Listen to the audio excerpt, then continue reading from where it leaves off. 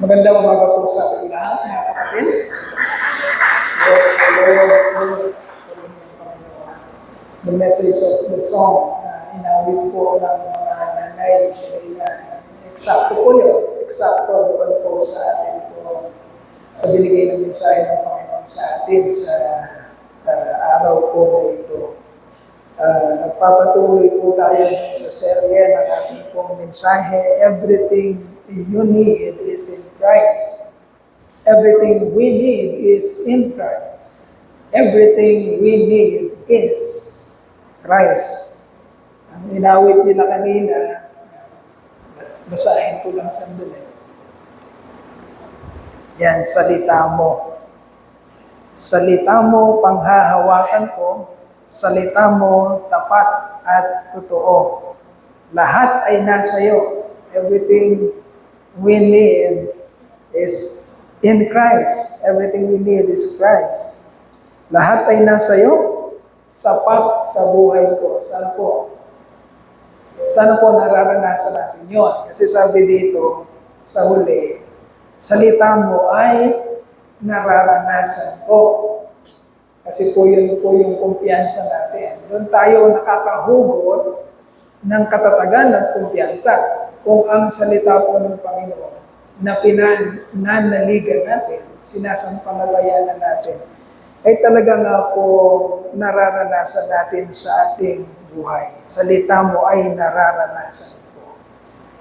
Okay? So, purihin ang Panginoon sa mensahe ng mga awitin na inawit natin kanina. Gayon din yung nauna nating inawit. Ano yung nauna nating inawit? Dakilang biyaya. Dakilang biyaya. Yun ang kailangan na nararanasan po natin yung dakilang biyayang ibinigay po sa atin ng ating Panginoon. Hindi siya parang isang ano lang, parang isang alamat na parang naririnig lang natin. Wala tayong magawa dahil pinanganak tayo sa isang pananampalataya na kailangan nating sumama sa ating mga magulang kasi yun ang pananampalataya ng ating mga magulang. Lumalaki tayo na napipilitang sumama, nawa mga kapatid, talaga nararanasan natin ang kadakilaan, biyayang talagang tinanggap natin sa ating Panginoon. So everything we need is in Christ. So the same book, the book of Colossians, chapter 1. Hindi pa tayo nakaka-elase dun po sa chapter 1 of Colossians, verses 24 to 29. Ang title po ng ating pong mensahe ngayon is Commission to Serve God by Proclaiming the Gospel. Lahat po ng serye na yan, nandun lamang po sa chapter 1 ng Colossians. So ano na po nang napag-aralan natin dito? Sinagot na po ng pag-aaral natin yung mga katanungan. Number 1, who is Jesus Christ? Okay, sino si Yesu Cristo, mga kapatid? He is the image of the invisible God. God seen in the flesh.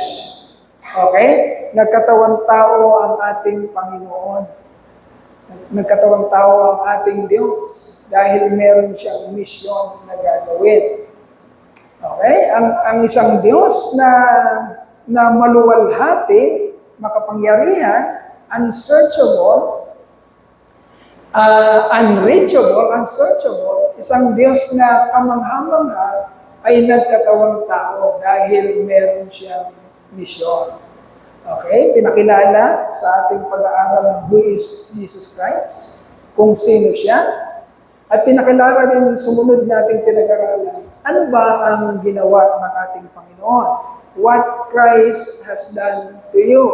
Bakit ang isang Diyos na napakaringal, napakainaw, napakamakapangyarihan, ay nagdesisyong magkatawang tao? What Christ has done to you? Ano ang misyon?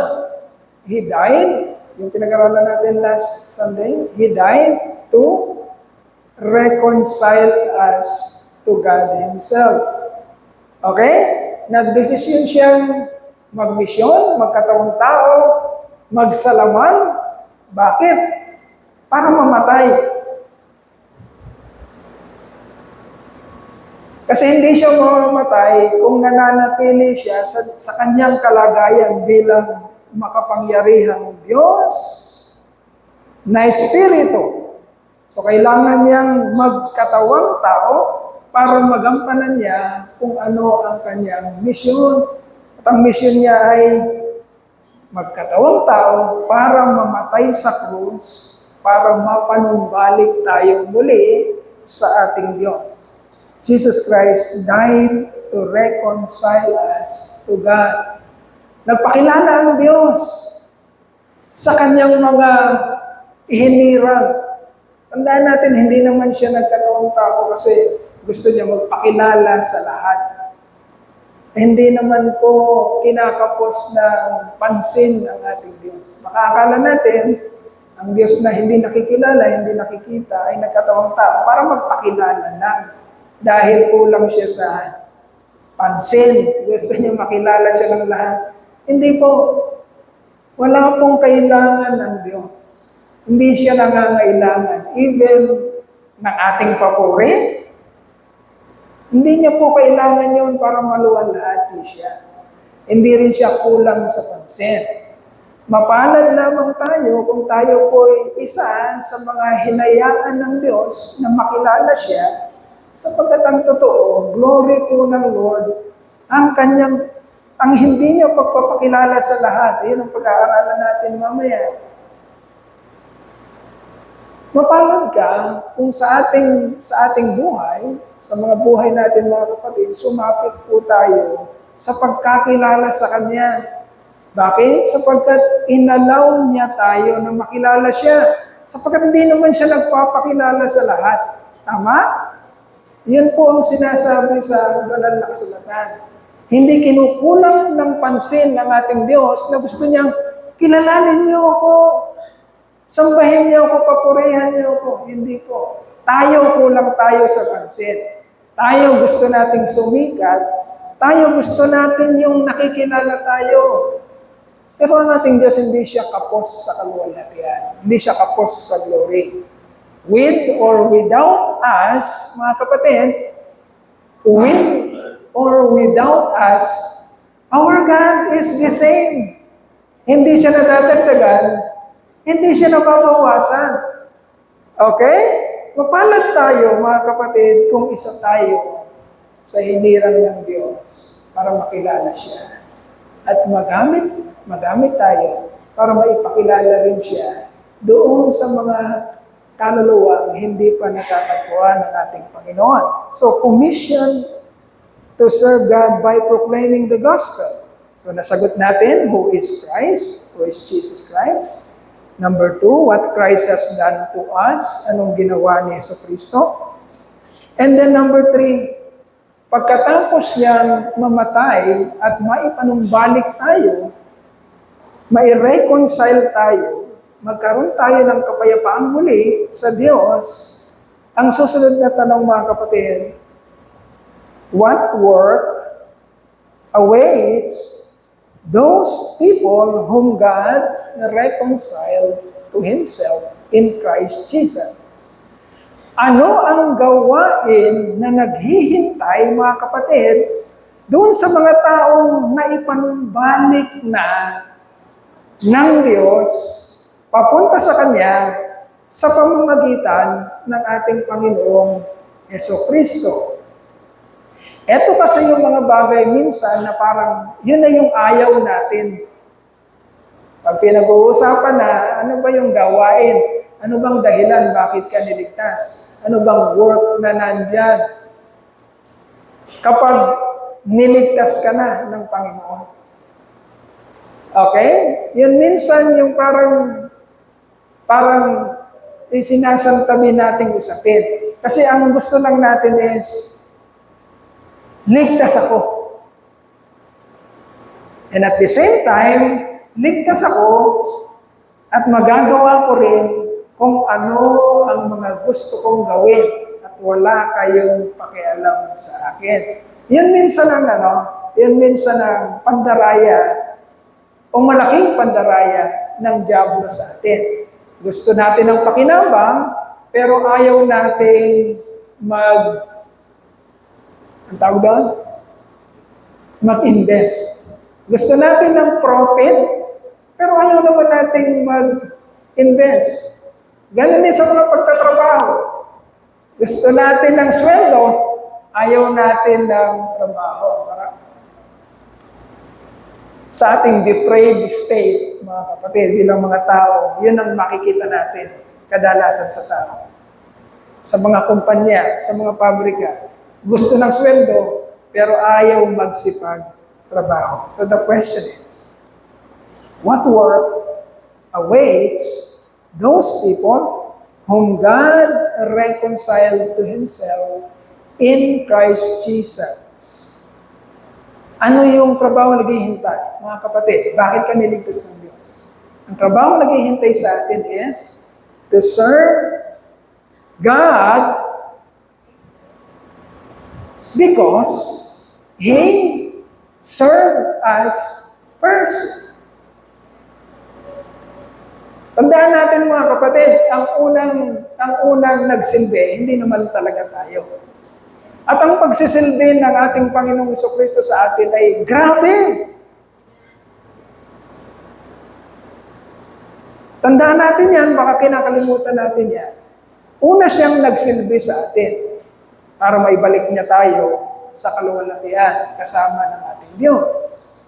Una siyang nagsilbi at ang pagsisilbi niya sa atin ay grabe. Hindi basta-basta. Hindi yung pinagtimpla lang tayo ng kape, okay na.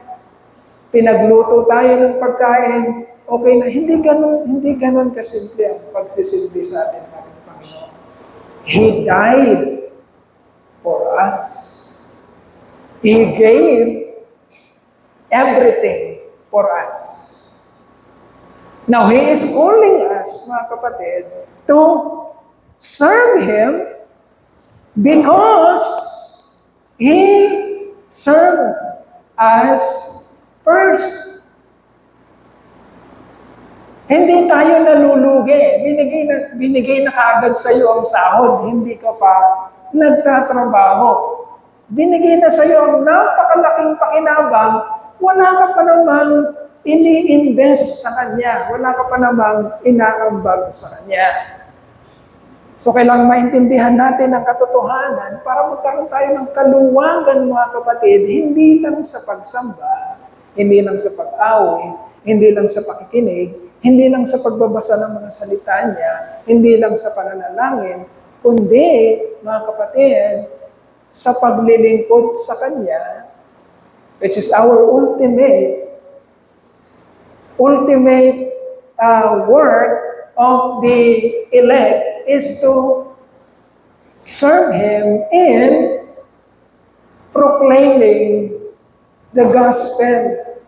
Okay? Sapagkat itong kapangyarihan ng Diyos. Tandaan natin, ang kapangyarihan ng Diyos para makapanumbalik ang mga hindi pa nakakapanumbalik sa kaharian ng Diyos ay ang una, marinig nila. Marinig ang alin? Ang istorya ng sakripisyo ng ating Panginoong Jesucristo. Paano ba siya nagsilbi sa atin? Kung walang proklamasyon ng mabuting balita, mga kapatid, walang makakabalik sa Diyos. Sapagkat hindi minamagic ng Diyos ang ating mga isipan na isang araw, wala man tayong naririnig, wala naman tayong nababasa, bigla na lang natin naisip, namatay pala ang Panginoon sa akin. Wala ka namang naririnig, wala ka namang nababasa. Biglang sumulpot sa isipan mo. Yun ang ultimate na gawain ng isang hinirang ng Diyos, kapatid. Kaya, makinig mabuti, lalo na mga young people. Baka akala natin ang salvation is Save lang ako. Basta save lang ako. Yun lang ang gusto ko. Baka yun lang ang tumatakbo sa mga isipan natin. Basta, ang pinirmahan ko lang sa relationship ko sa Panginoon sa Kristo, ano lang save lang ako Pagkayari ko masave, mahala na ako sa buhay ko. Wala na akong pakialam sa iba. Baka yun ang akala natin. Mga kapatid, pandaraya yun ng diablo. Okay? Let us read first, Colossians chapter 1, verses 24 to 29. Only 6 verses. Okay. Colossians chapter 1, verses 24 to 29 says, Now I rejoice in what was suffered for you, and I fill up in my flesh what is still lacking in regard to Christ's afflictions for the sake of his body, which is the church. I have become its servant by the commission God gave me to present to you the Word of God in its fullness. The Word of God in its fullness.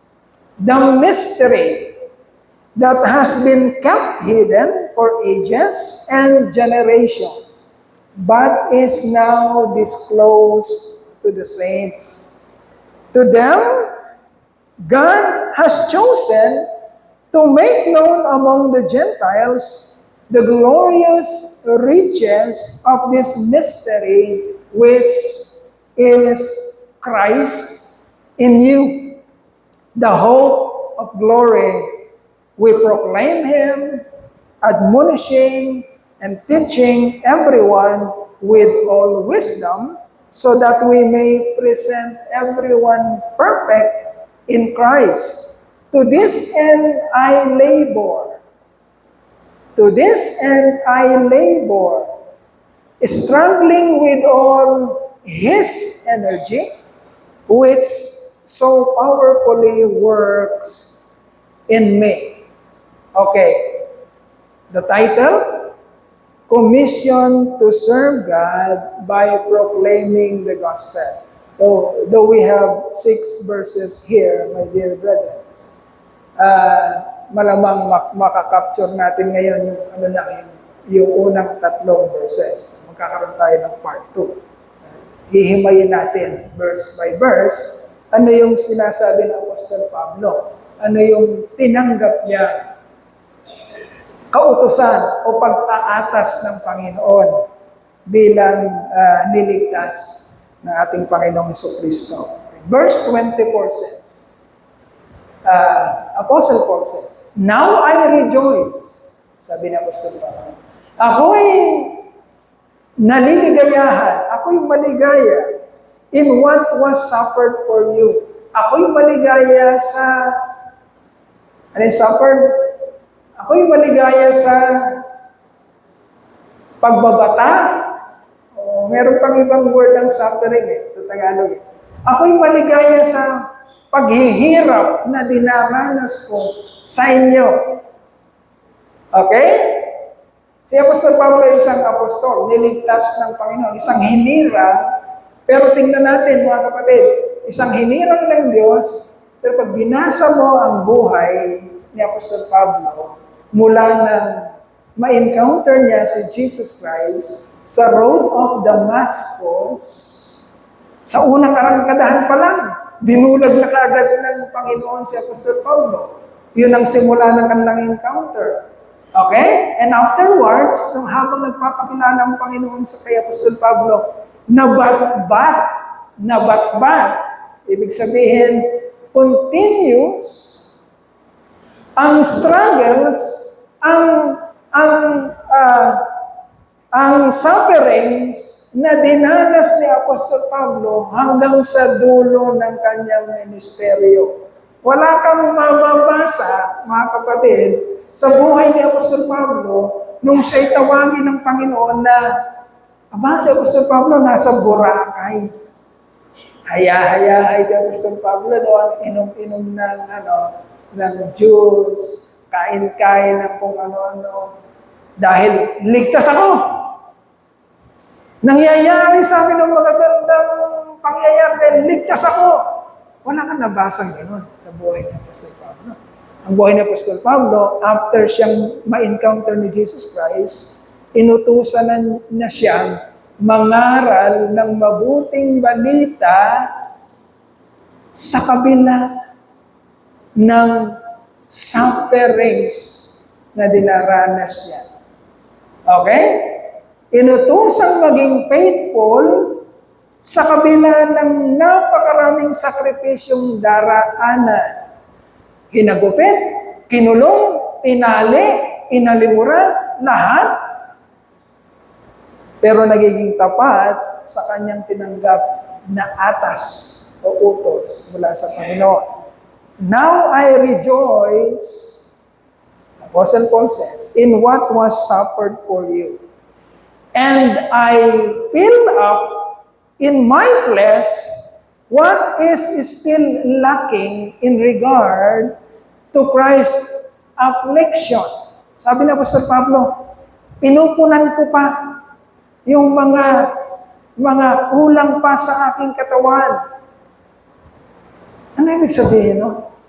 Kala ko bang, Pastor, sapat na si Jesucristo. But ang sabi ni Apostol Pablo, I fill up in my flesh what is still lacking in regard to Christ's affliction. Ano pa yung mga kulang? May kulang pa ba, Pastor? Bakit sinasabi ni Apostol Pablo na pinupunan ko pa yung kulang? I fill up in my flesh what is still lacking in regard to Christ's affliction. Yung salita na yon, when Paul said this, mga kapatid, he does not mean that Christ's sufferings was imperfect or inadequate or not enough to save us. Hindi sinasabi ni Apostol Pablo na kulang pa kasi yung ginawa ni Jesucristo. Kaya naman, dahil kulang pa, nandito ako para punuan yung mga nagkukulang pa. Hindi yun ang ibig sabihin ni Apostol Pablo. It does not mean that the power of God in the sacrifice of Jesus Christ ay kulang pa. Nor does he mean that there is a predetermined amount of sufferings that all of us, the elect of God, must pay in order to be truly saved. Hindi rin ibig sabihin ni Apostol Pablo na, oo nga, nagsakripisyo ng Panginoon, pero meron pa tayong nakatakdang mga gagawin para makumpleto natin yung kaligtasan sinimulan ng Panginoong Jesucristo. Hindi rin yun ang ibig sabihin ni Apostol Pablo. Hindi nagkulang kung ano ang ginawa ng ating Panginoon para tayo maligtas. Anong ibig sabihin, Pastor? Bakit sinabi pa ni Apostol Pablo na I fill up in my flesh what is still lacking? Paul is simply saying that once you are saved, listen very carefully, young people, once you are saved,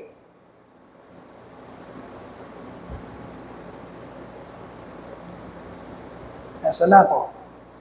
Paul is simply saying that serving God by proclaiming the gospel will bring some trouble, will bring some sufferings, and it is unavoidable. Ano ibig sabihin mga kapatid? Once you are saved, kung totoong naligtas ka, tingnan mo to sa sarili mo kung nangyayari to.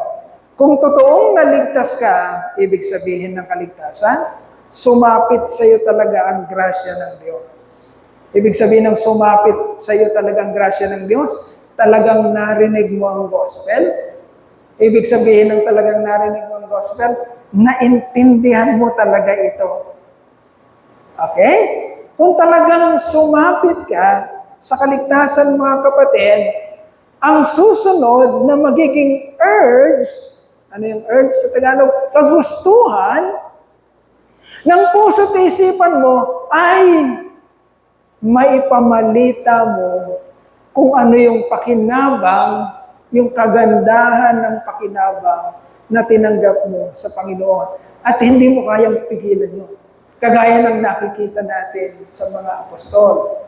Specifically, yung pinag-aaralan natin ngayon, kay Apostol Pablo. Yung kapangyarihan ng grasya ng Diyos ay hindi kayang pigilan ni Apostol Pablo para iproklama at ipamalita ang malaking pakinabang na yon. Tinatawag nating good news.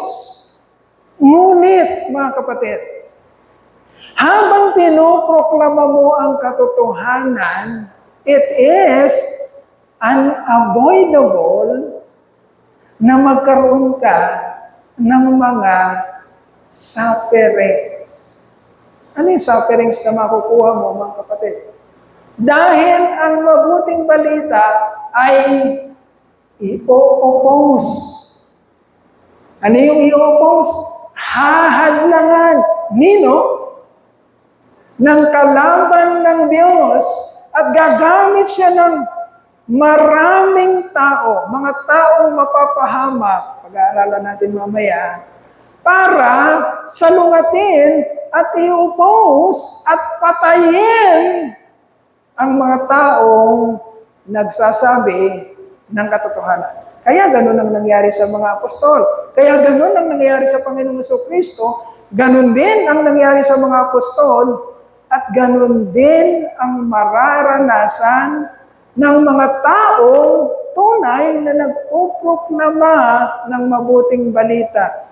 Sa ating kapanahunan, hindi yung, or sa ating setting, sa Pilipinas tayo, wala naman tayo dun sa bansa na napakalakas ng mga ibang relihiyon o ibang paniniwala.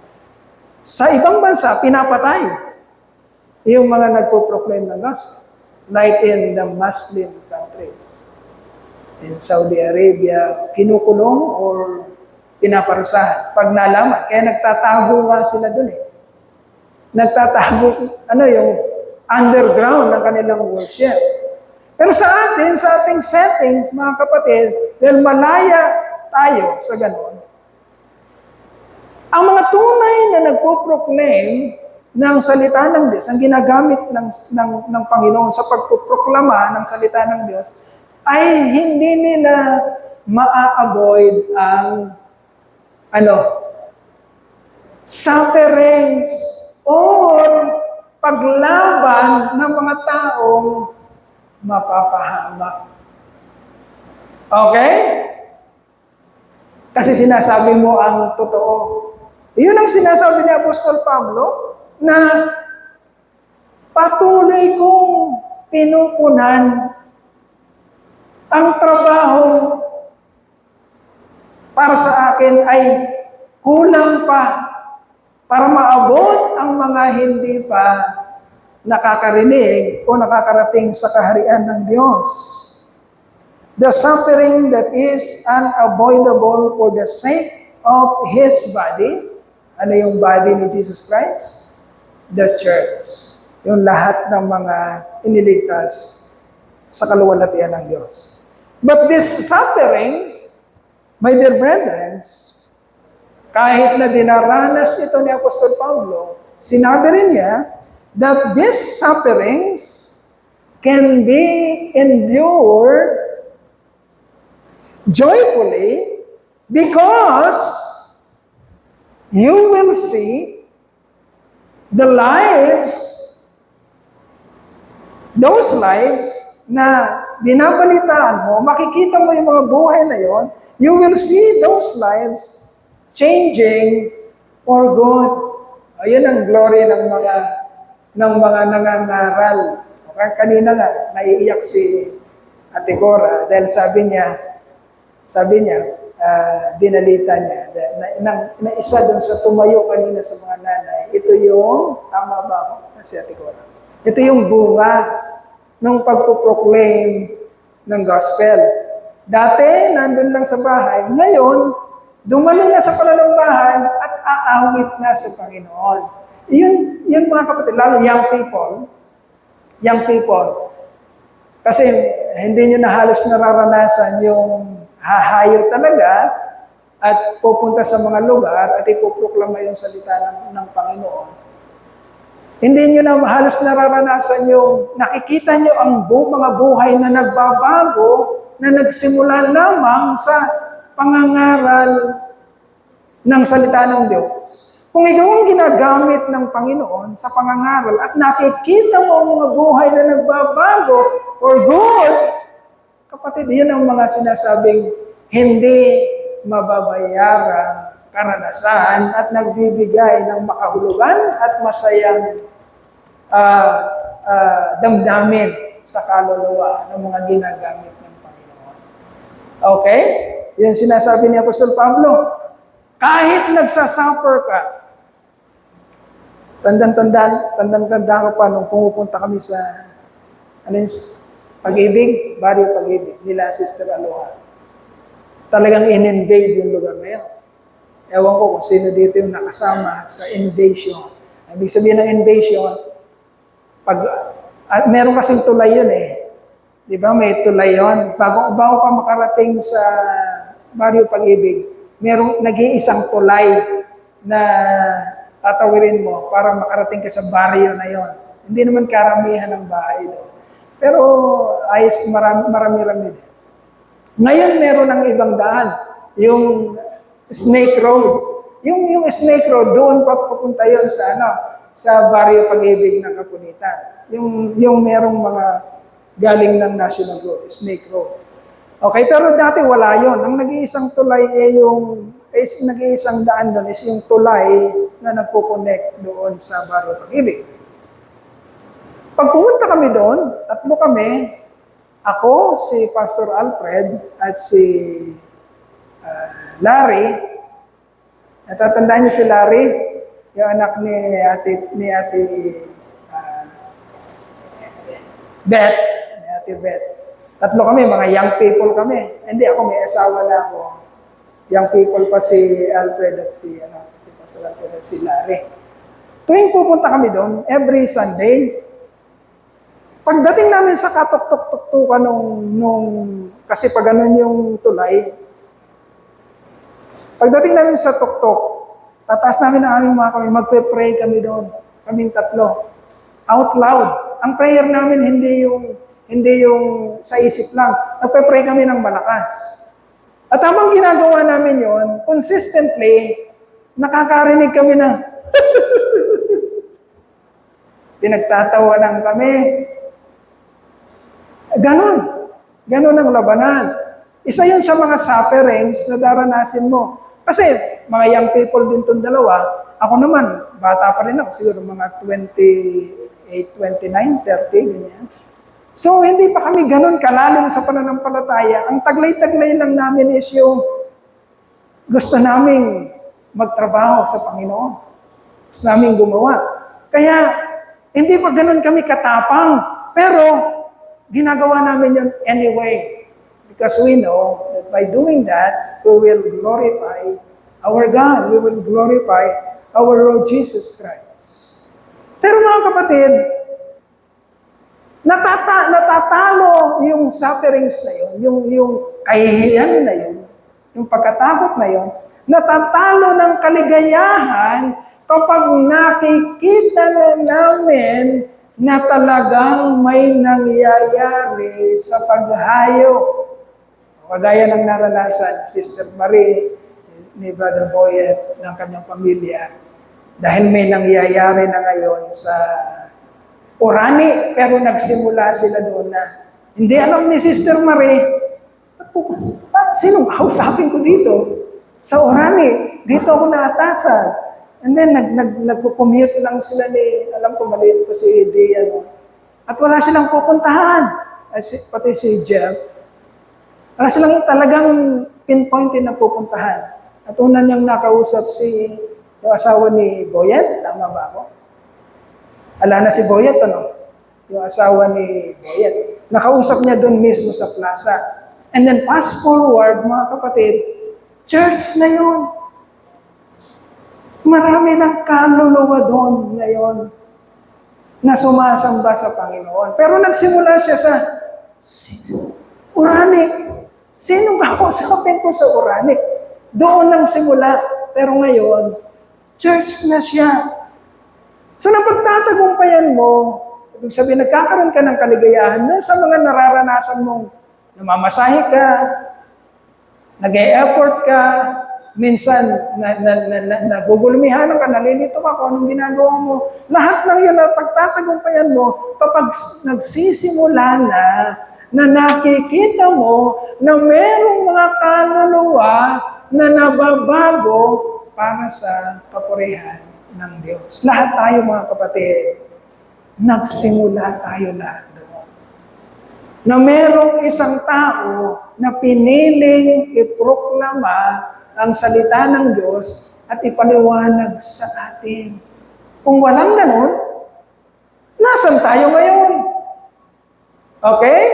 So, but this suffering can be endured joyfully because we see lives changing for good. And we see people being brought into the kingdom of God. Itong church lamang natin na ito, mga kapatid, kung nanatili dito lahat, kung nanatili dito lahat ng naaralan, abay, napakalaking church nito. Pero ang Diyos ang nakakaalam kung paano. Tayo nagpapasalamat pa rin na napakalaki na ng improvement ng church na to. Hindi lang physically, hindi lang materially, kundi nakita natin ang growth din sa bilang ng mga nililigtas ng Panginoon. So yun ang ibig sabihin, mga kapatid, ni Apostol Pablo. Hindi niya ibig sabihin na kulang pa ang ginawa ng Panginoong Hesukristo, kaya dadagdagan ko kung anong kanyang ginawa. Hindi.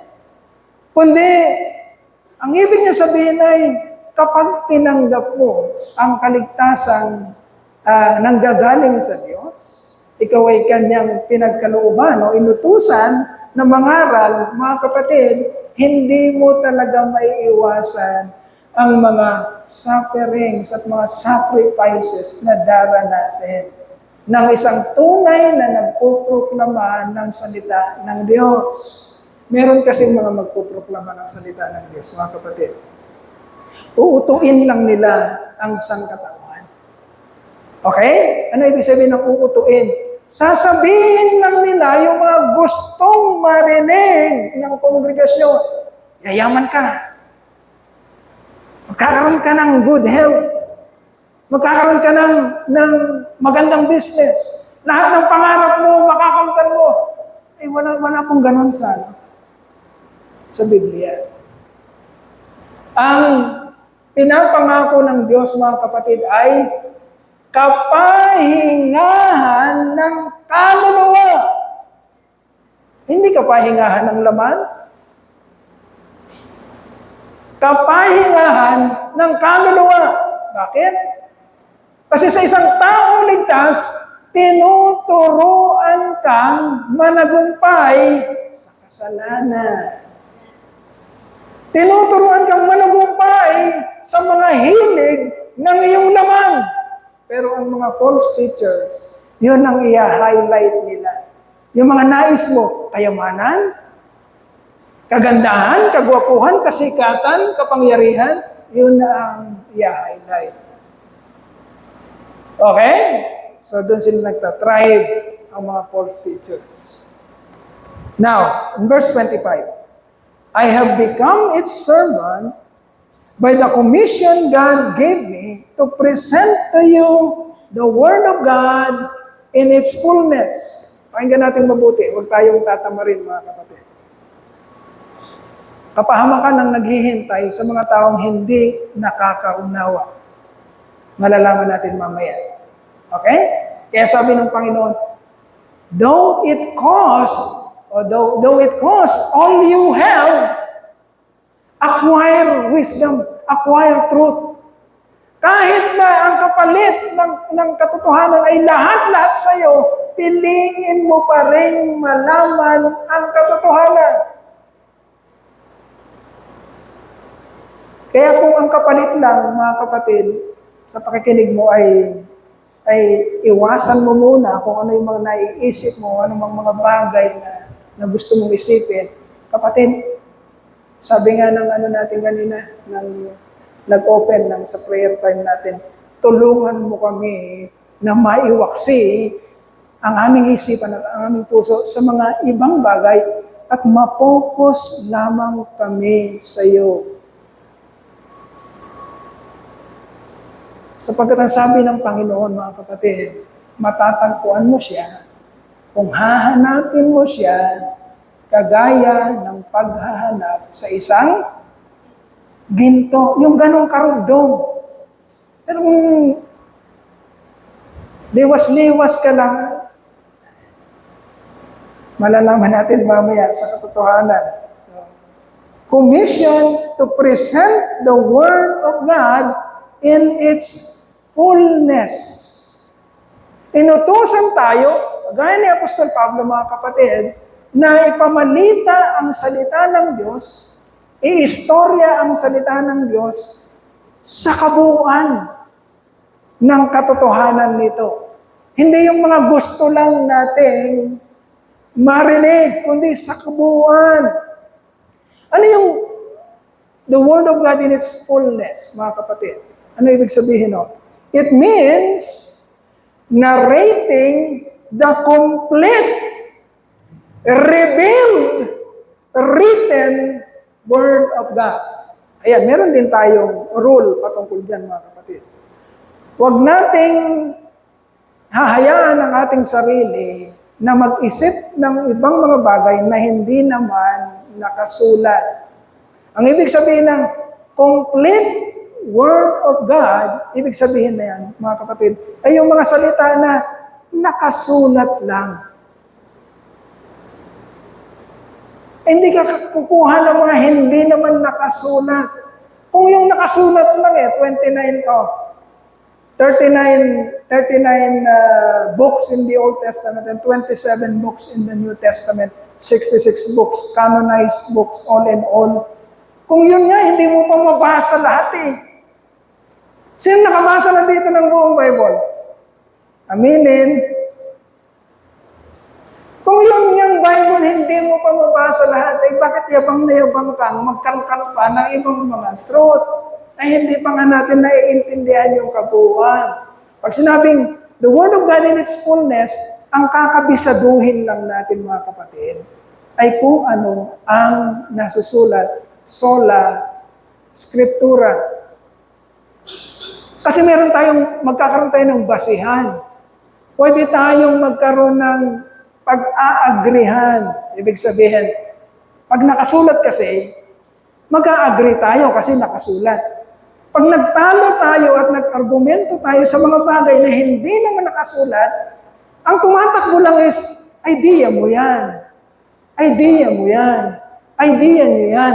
Pero ano yung basihan natin para masabi natin, tumpak yung idea na yan. Kaya nananatili tayo sa salita ng Diyos in its fullness. Pag sinabi natin Word of God in its fullness, mga kapatid, ang ibig sabihin lamang yan is the complete, revealed, written Word of God.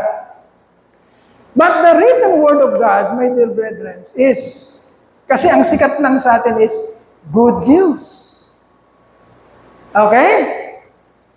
At ang good news, ang tumatakbo sa isip natin, ligtas ako. Papunta ako ng langit. Okay?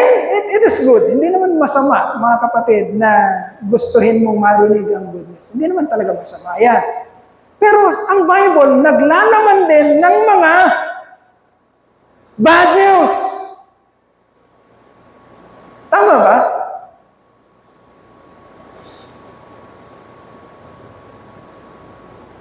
Ang Word of God, naglalaman din ito mga kapatid ng bad news, hindi lang good news. Ngayon, dadayain tayo ng Diablo na ipopokus lamang tayo dun sa mga gusto nating marinig. Masaya, maganda, maligaya. Popokus tayo doon. Neglecting that there are also bad news that are written in the Word of God. Okay? It means narrating the complete, revealed, written Word of God, not just the good news, but also the bad news. Not just God's love, God's mercy, God's grace, God's goodness. Hindi lamang yun, but also His incoming wrath of God. Meron bang puot ang Diyos? Tandaan natin mga kapatid, ang Bible, naging istorya ng langit at naging istorya din to ng impyerno. Hindi lang langit meron sa Bible. Pakinggang mabuti, mga kapatid, ayaw natin na mahuhuli ang lahat sa atin. Kasi ang alam lang natin, good news, good news. Good news, ligtas ako. Okay, ligtas ako. Ng babae, ng lalaki, nanood ng ball, ginawa lahat ng kabalastugan sa buhay, pero gusto, ligtas siya.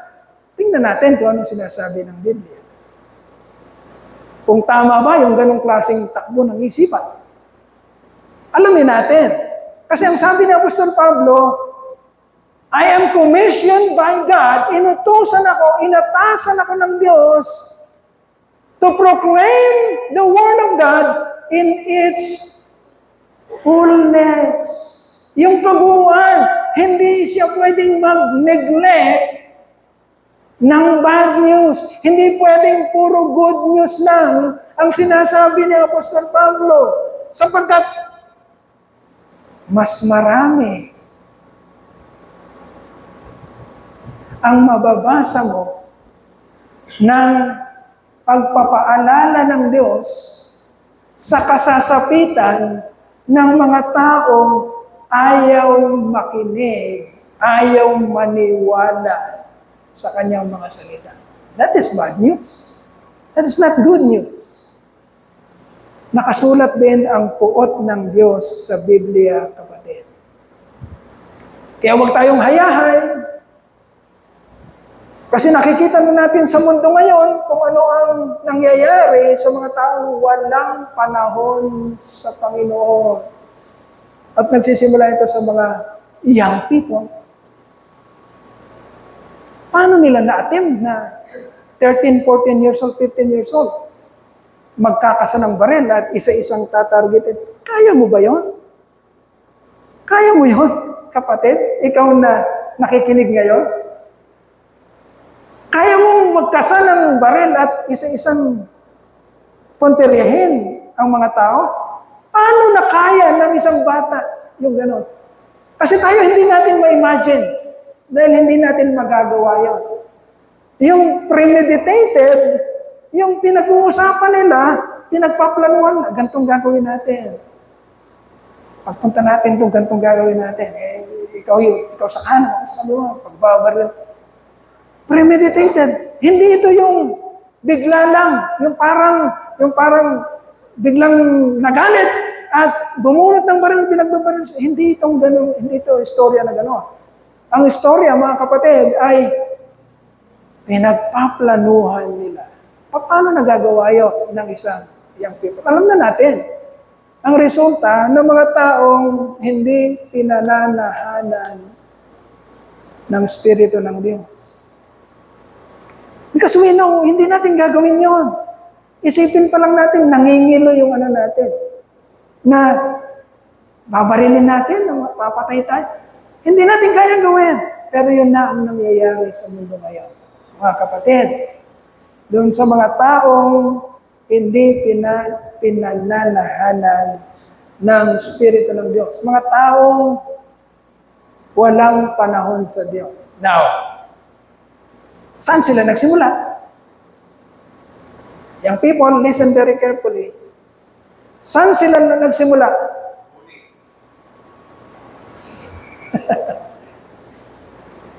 Lahat sila magkakakampi yun. Yung nambuli, yung binuli, nagpatayan, iisa ng Espiritu sila.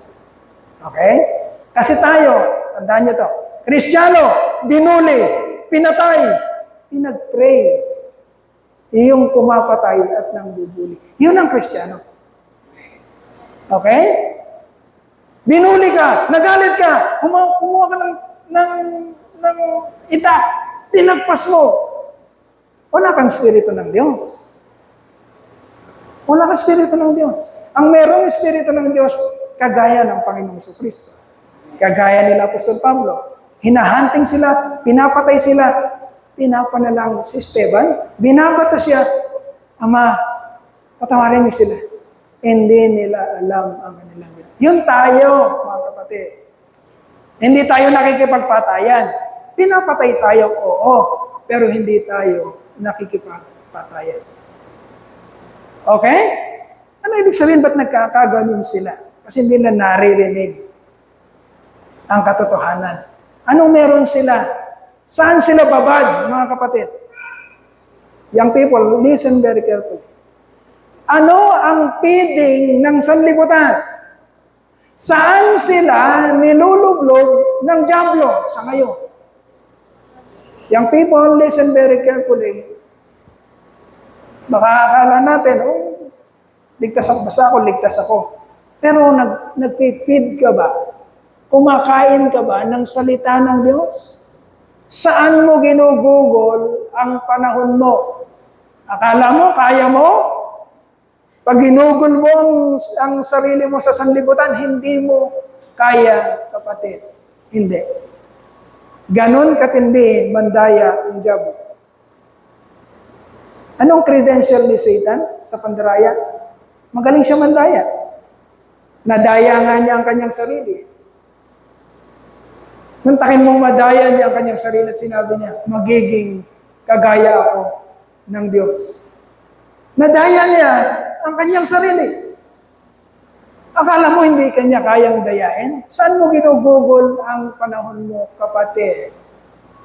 Nag-uusap kami mag-asawa, sabi ko nga, alam mo ma, if the young people spend so much time in the Word of God, napakahuhusay nilang mga theologians ngayon.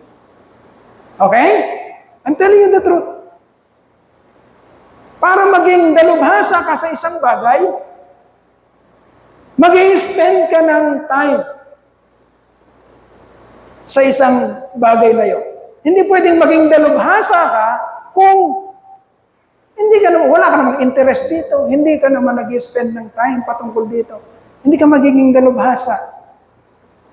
Young people, kung nag-i-spend talaga kayo ng time sa Word of God, mga kapatid, mga anak, mahuhusay na kayong theologians ngayon. Okay? Yung mga naririnig nyo ngayon, hindi na ito strange. Dahil na-pick up nyo na to, matagal na kasi nag-i-spend kayo ng time sa Bible. Pero saan natin ginagamit ang ating panahon, mga kapatid, na akala natin, palipas oras lang to, okay lang to, meron pa namang, okay naman ako, wala naman akong inargobyado. Saan natin ini-spend ng time natin? Tanungin natin ang ating sarili, yung bang ginugugulan natin ng panahon ay magbibigay ng kaluwalhatian sa Diyos or magdadala sa atin sa kapahamakan. Hindi guarantee. I'm telling you this. I'm telling you the truth. It is not a guarantee na pastor yung tatay ni Midel ay Kristiyano si Midel. It is not a guarantee.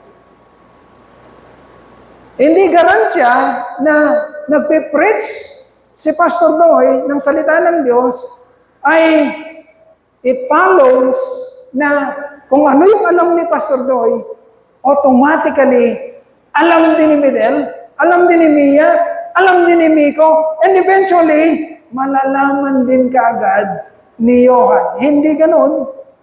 Hindi ganon, mga kapatid. Hindi. Ang ating kaluluwa ay distinct, magkakaiba, hindi yan magkakakonekta. Ang ating relationship sa Panginoon ay personal, hindi per family. Kaya hindi tayo nagtataas ng family per family. No. Ano ang pinipid mo? Saan mo ginugugol ang panahon mo? Naiintindihan mo ba ang ang kumpletong nilalaman ng salita ng Diyos? Baka ang nasa isip mo lang, di ba ni? Pastor si daddy ko eh. Ligtas ako. Pastor si daddy. No. I'm telling you the truth. Hindi ka ligtas dahil pastor si daddy mo. Ayoko mag-pinpoint ng iba. Gusto ko ako na lang, ang pamilya. Para makita natin na wala tayong pinipili dito. Pero kailangan natin maintindihan ang katotohanan, mga kapatid. Not just the love of God, not just the grace of God, not just the mercy of God, but we also must proclaim the bad news that there is incoming wrath of God. Napakadaling gugulin ng ating buhay, ng ating panahon, ng ating oras sa mga bagay na hindi naman magmamatter sa eternity. Halos hindi tayo matulog. Halos abutin tayo ng alas 2, alas 3 sa mga bagay na hindi naman nag-glorify sa Diyos, kundi nagpapangiti kay Satan. Ganyan nga, ganyan lagi ang gawin mo. Tama. Magpakadalubhasa ka sa mga bagay sa sanlibutan na ito na hindi magdadala sa iyo sa kaluwalhatian. Ganun na nangyayari, mga kapatid. Isang araw, dahil mandaraya siya, mandaraya ang diablo, isang araw, kaya ka na niyang utusan. Kayong dalawa, di ba nabuli kayo? Nakita niyo ba? Anong games yung, di ko alam yung mga games eh. Yung bang parang totoo na pag binaril mo, sumasambulat ang mga dugo doon sa games na yun, na parang napakadali lang mamaril ng mga tao. Sa araw, kaya ka ng utusan ng diablo na, may karapatan ka. Magalit ka. Merong mga baril yung mga tsahin mo. Nakawin mo yun. Kunin mo. At pakita mo sila kung sino ka. Mag-create ka ng terror sa kanila. Anyway, bata ka pa. Hindi ka makukulong. Tingnan mo yung pandaraya na yun. Barilin mo sila. Because you have spent so much time sa deception ng kaaway. I'm telling you the truth. Kaawaan nyo mga sarili nyo. Mga nanay, mga tatay, huwag niyong ipagtanggol ang mga anak niyo pagka nakikita niyo sila na medyo addicted na sila sa mga makasanlibutang pandaraya ng diablo. Agawin niyo sila sa kuko ng kaaway, mga nanay, mga tatay. Magagalit kasi pastor eh.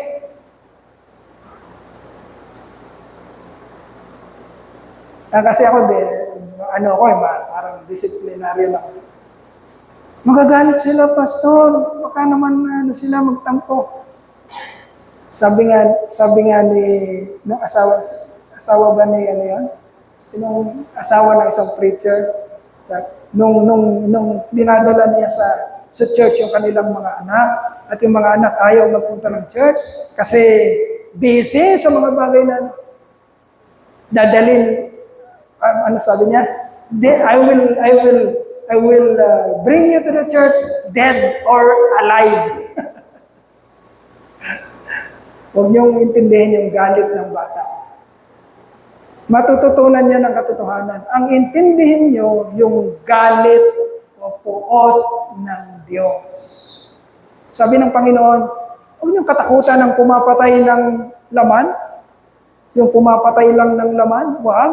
Ang katakutan niyo, yung kayang pumatay ng laman at kayang pumatay ng kaluluwa. Nakasulat ba yon?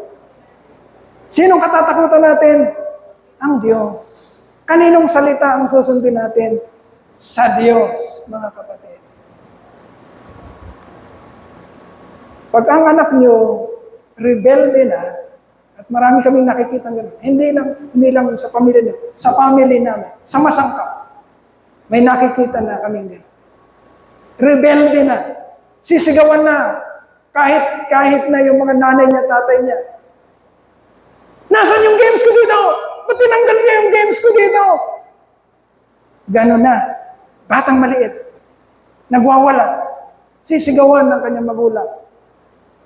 Sabi nga, buti, hindi kita anak. Kasi kilala ko nila Midel. Kilala ko nila Miko. Buti, hindi kita anak. Kung anak kita, hindi ko alam. Gano'n na ang mundo, mga kapatid. Huwag nating isipin, lipas oras, ganyan. No? Ako'y nagagalak, may naririnig din ako na mga patotoo ng mga kapatiran na hindi nila inaalaw yung kanilang anak na mag-gadgets. Never nilang inaalaw. At nakikita ko yung mga bata na yon, mas matatalino, mas in order, kesa dun sa mga bata na ang ginagawang, ano yun? Ginagawang pang-iwi. Ano tawag sa ganun? Pinang-babysit ang gadget.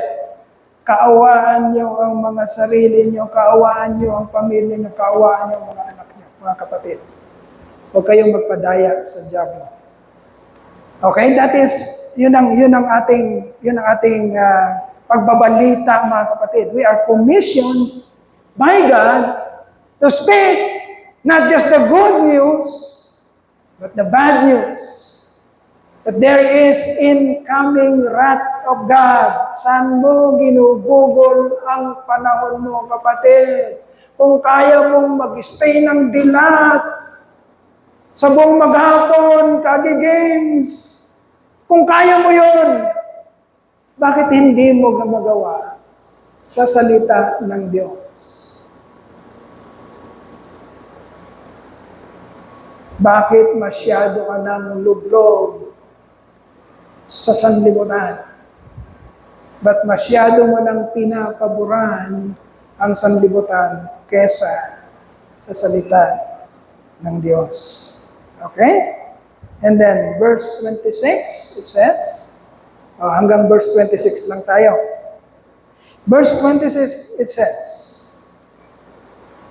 the mystery that has been kept hidden for ages and generations, but is now disclosed to the saints. Now disclosed to the saints. Itong tiyakin mo, kapatid, ano na yung people, itong tiyakin mo.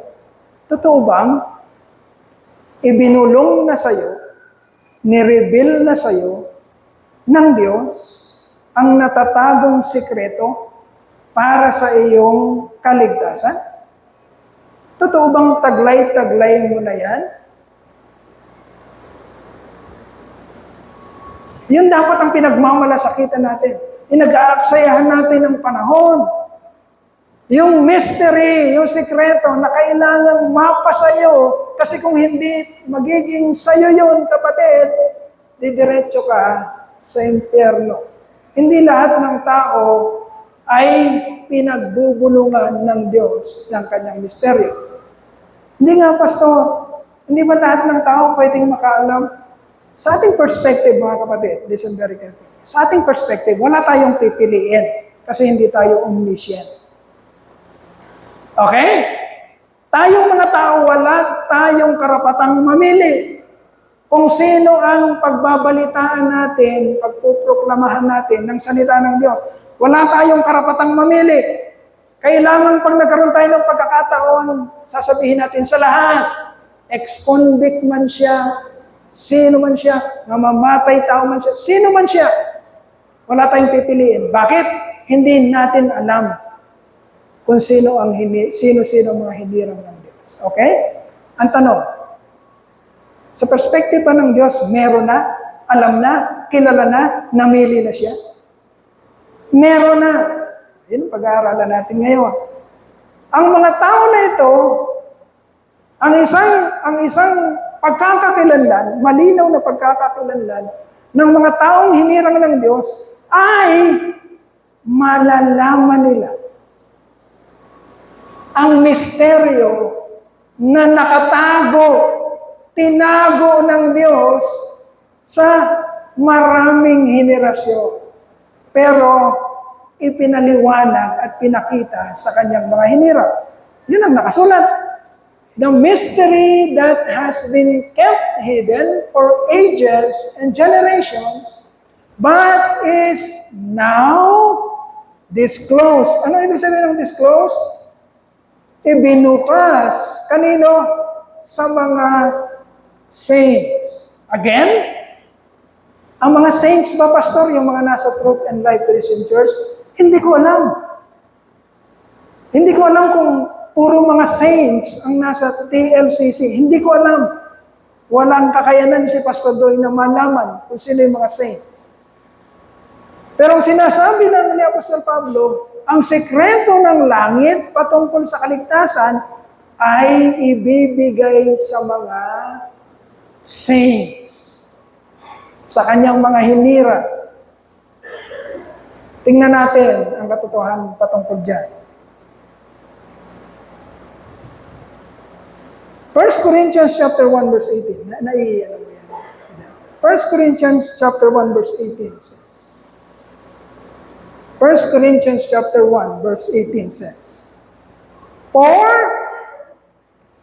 the message of the cross, yung mystery, yung secret na sinasabi natin ay yung good news or the message of the cross. Malalaman ba ito ng lahat? Listen very carefully. Malalaman ba ito ng lahat? Maiintindihan ba ito ng lahat? Tingnan natin ang sinasabi ng Scripture. 1 Corinthians chapter 1 verse 18 says, for the message of the cross is foolishness to those who are perishing. Okay? Hindi lahat ng tao, kaya nga may trouble pag nagbabalita ka ng good news, maraming magsasabi o maraming manlilibak sa'yo, maraming magpe-persecute sa'yo pag ang sinasabi mo totoo. Kasi ang mga mapapahamak, lagi yung inis, galit, pag naririnig nila ang katotohanan. Bakit?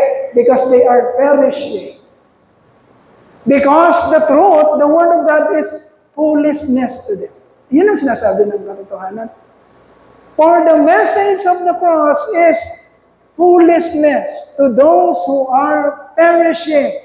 Ngayon, tingnan mo yung sarili mo. Huwag mong i-ignore ang katotohanan pag nababasa mo. Tingnan mo sarili mo, i-assess mo agad. Salaminin mo agad ang sarili mo. Kapag nababasa ko ang katotohanan, anong nararamdaman ko? Natutuwa ba ako? O nagagalit? O ini-ignore ko? Wala akong pakialam sa nababasa ko. Kasi ang tunay na mananampalataya, tunay na hinirang ng Diyos, mga kapatid, itong mangyayari. Sabi diyan, but to us who are being saved, the message of the cross is the power of God. But to us who are being saved, it is the power of God. Walang ibang kapangyarihan ng Diyos sa kaligtasan, mga kapatid, kundi ang istorya ng sakripisyo ng Panginoong Kristo sa krus ng Kalbaryo. Okay? Pero sa ibang tao, at nakikita natin yon, alam natin yon, nararanasan natin. Para sa kanila, kalokohan yan. Kalokohan yung mga pinagsasabi mo sa kanila. Pero sa iyo, tuwang-tuwa ka habang naririnig mo ang assurance, ang security, ang pag-asa na meron ka dahil sa kapangyarihan ng salita ng Diyos. Okay? Yan yung sa 1 Corinthians 1:18. Sinabi din sa 2 Corinthians chapter 4, verse 3 to 4. Tingnan nyo mabuti. Lahat ba nakakaintindi ng salita ng Diyos? Tingnan nyo mabuti yung sinasabi. And even if our gospel is veiled, ano ibig sabihin ng veiled? Nakukulambungan, natatakpan. Yun ang ibig sabihin ng veil. Kaya pag sinabi mong unveil, ibig sabihin, may takip siya. Pag sinabing unveil, tinanggal mo yung takip. Kaya unveil. Pero sinasabi dito, and even if our gospel is veiled, it is veiled to those who are perishing. Now, assess yourself. Assess yourself. Napakasimple naman ang logic, mga kapatid. Pag sinabi mo, ang message ng gospel ay nakukulambungan, ibig sabihin, naiintindihan mo ba talaga ang gospel? Pag hindi mo naiintindihan ang gospel, ibig sabihin, nakatakip sa iyo ang gospel. Kasi hindi mo naiintindihan. Pag-aaralan pa natin mas malalim mamaya. Huwag kang pumayag na hindi mo naiintindihan ang gospel. Bakit? It is the power of God for your salvation. Yun ang kapangyarihan ng Diyos para maligtas ka. At pag hindi mo naunawaan ang gospel, ibig sabihin, hindi ka ligtas. Yun ang katotohanan, mga kapatid. And even if our gospel is veiled, it is veiled to those who are perishing. The God of this age. Sino yung God of this age? Yan yung pinag-uusapan natin kanina. The God of this age, kaya nga ano lang yan small letter G. Pagka big letter big letter G yan, yun ang ating Diyos. Pero pag may nabasa kayo sa Bible na small letter G, pertaining to Lucifer, Satan, the devil. Sabi dito, the God of this age has blinded. Blinded what? The minds of unbelievers. Ito yung sinasabi ko kanina, mga kapatid. Ito yung nangyayari sa mundo. Kaya namamaril yung mga bata. Kaya nate-terrorize ang mundo ngayon. Bakit? Because the God of this age has blinded. Huwag kang pumayag kung kapareho ka ng sanlibutan na hindi mo naiintindihan. Hindi maganda yun. Hindi maganda na hindi mo naiintindihan. Baka akala mo, basta ako kahit hindi ko naiintindihan. Basta ako ligtas ako. No. Kasi ang pangako ng Diyos, mga kapatid, i-reveal niya sa kanyang mga hinirang ang misteryo. Ipapaunawan niya, ilalantad niya kung ano ang sikreto sa mga ililigtas niya. So huwag kang papayag na hindi mo naiintindihan ang kabuuan ng karunungan ng Diyos sa iyong kaligtasan, mga kapatid. Hindi magandang bagay yun.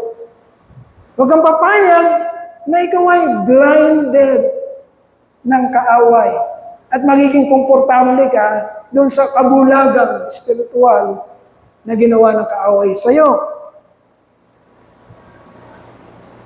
The God of this age, Satan, has blinded the minds of unbelievers so that they cannot see.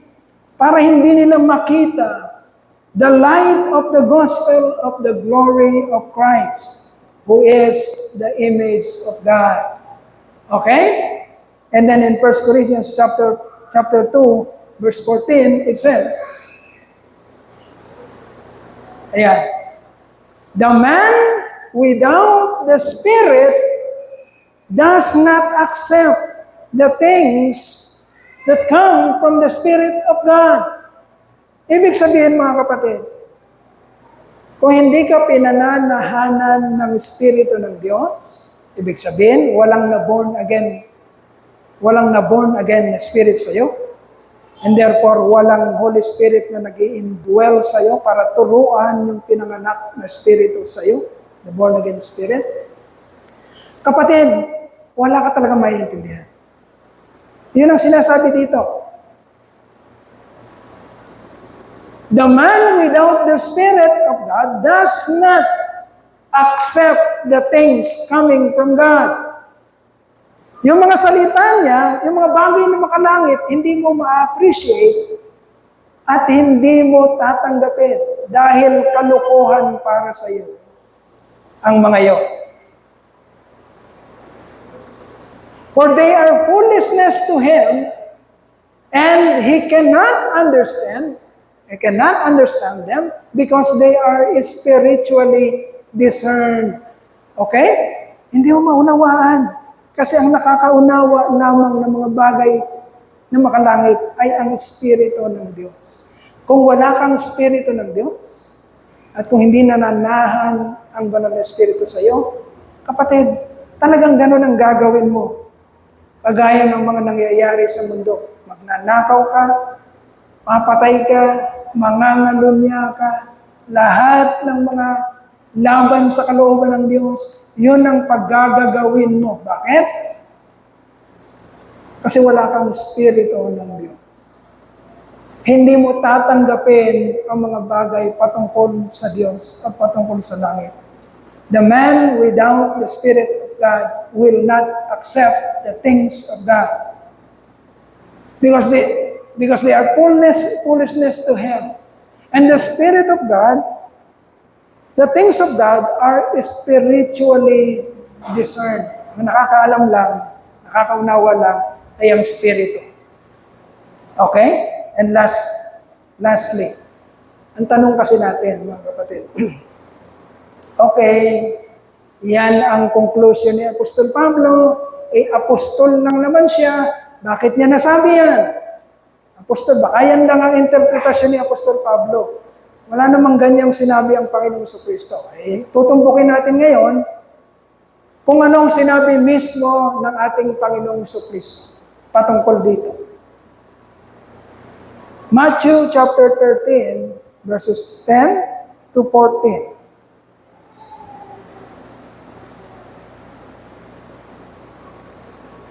Ang nagsasalita dito ay ang ating Panginoong Kristo. Diba? Itong mahirap pag ang pinag-uusapan natin, bad news, para tayong mga kite-kite.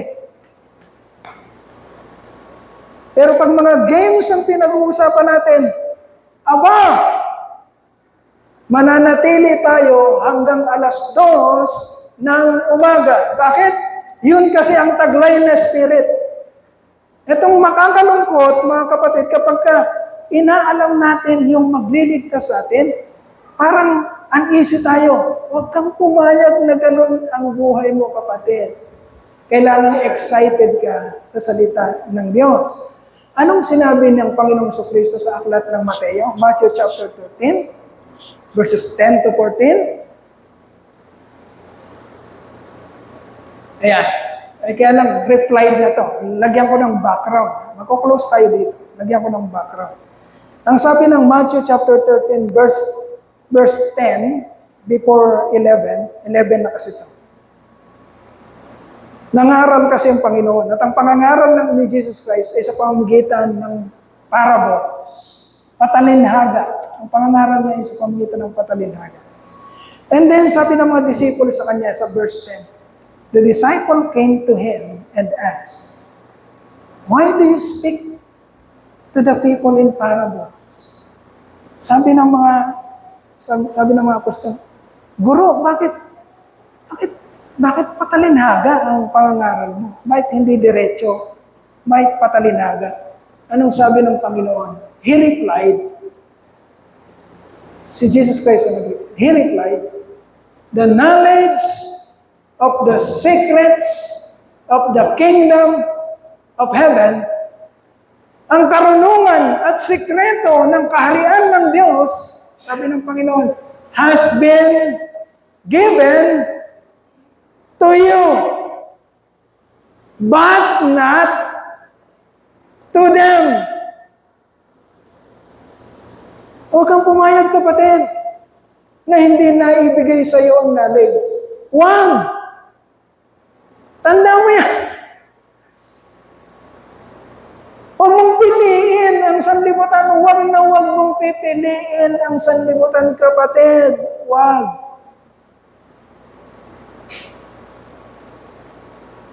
Tandaan mo, kapatid, the knowledge of the secret of the kingdoms of heaven has been given to you. Kailangan naiintindihan mo to. Huwag kang pumayag na, ang tanda mo na, wala ka pang naiintindihan. Hindi pwede, kasi hindi ganun ang sinasabi. Ang sinasabi ng katotohanan, ang kaunawaan, ang karunungan, ang mga sikreto ng kaharian ng Diyos ay ibinibigay sa kanyang mga hinirang, has been given to you, but not to them. Sino yung them? Ito yung mga mapapahamak. Ang pagkakakilanlan ng mga mapapahamak, kapatid, ay hindi nila naiintindihan. Bakit hindi nila naiintindihan? Verse 12. Whoever has will be given more, and he will have an abundance. Whoever does not have, even what he has will be taken from him. Yun yung sinasabing, kala nila meron sila. Kala nila ligtas sila. Tinanggap kong Panginoon na, ligtas ako. Pero iniwan ang Panginoon. Nagsarili na ng kanyang buhay. Sumama na sa sanlibutan. Hinawakan na rin ang bit. Sumama na sa sanlibutan. Ayaw sa Panginoon. Gusto sa sanlibutan. Ang nasa isip lang, tinanggap kong Panginoon, ligtas na ako. Bahala kayo. Kung anong isipin niyo. Basta ako, ligtas ako. No. Hindi ganun ang sinasabi ng banal na kasulatan. Kung tunay kang naligtas, maiintindihan mo. At pag naintindihan mo, gagamitin ka ng Diyos. Iko-commission ka ng Diyos sa isang gawain. Anong gawain? To proclaim the gospel that you have received. Ito yung mga taong talagang nakaunawa. Hindi sila makapayag na sila lang ang ligtas. Hindi sila makapayag na sila lang ang kumakain at nakikita nila ang lahat na nagugutom. Ang mga taong ligtas ay hindi makapayag na wala o hindi siya magagamit ng Diyos sa pagliligtas ng iba. Tandaan mo yan, kapatid.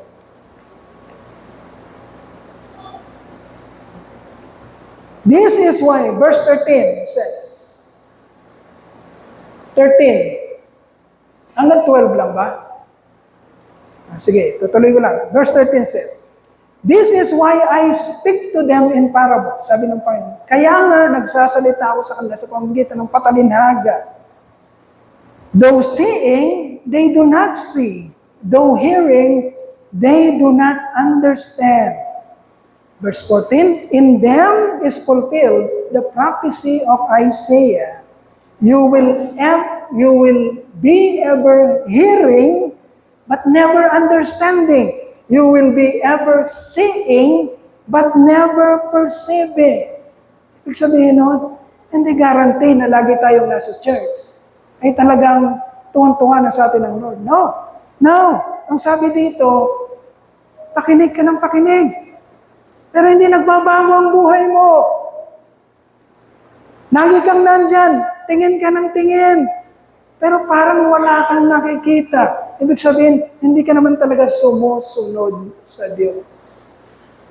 Sinyalis yun, mga kapatid. Sinyalis yun ng mga taong mapapahamak. You will be ever hearing but never understanding. You will be ever seeing but never perceiving. Verse 15, your heart, the people's heart, has become callous. Ibig sabihin, mga kapatid, kahit pakinig ng pakinig, kahit pakita ng panood, wala nang maintindihan. Bakit? Kasi kinalyo na ang kanilang puso, sabi ng verse 15. May kalyo na ang puso. Bakit? Desidido na sila. Basta ako ganito. Desidido na ako. Bahala kayo, basta ako ganito ako. Mag-church ako, pero hindi ako susunod. Desidido ka na sa kung anong tinakbo ng isipan mo. Huwag kang pumayag, kapatid. Huwag. Merong dahilan bakit ka niligtas ng Panginoon. Young people, hindi lang to patungkol sa future mo. Future mo na magiging arkitekto ako, magiging engineer ako, magiging doktor ako, magiging scientist ako, magiging lawyer ako, sisikat ako, magiging kakaroon ng kapangyarihan. Hindi yan patungkol doon, kapatid. Hindi lang doon. Ang tunay na niligtas ng Diyos, tunay na nakaunawa ng kanyang karunungan,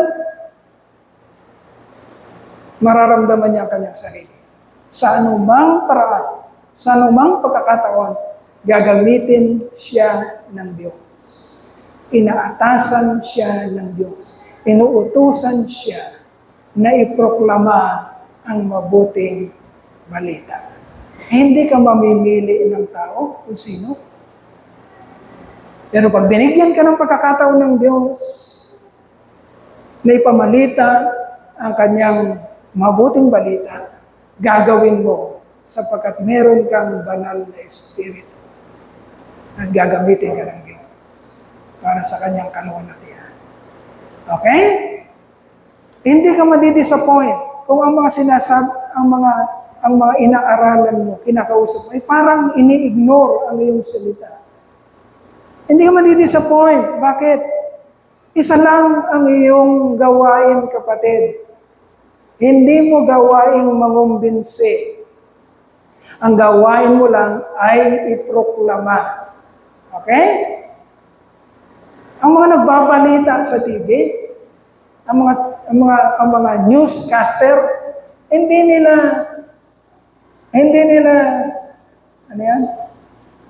nila trabahong mangumbinsi. Anong ginagawa lang ng mga newscaster? Sasabihin lang nila kung ano ang balita.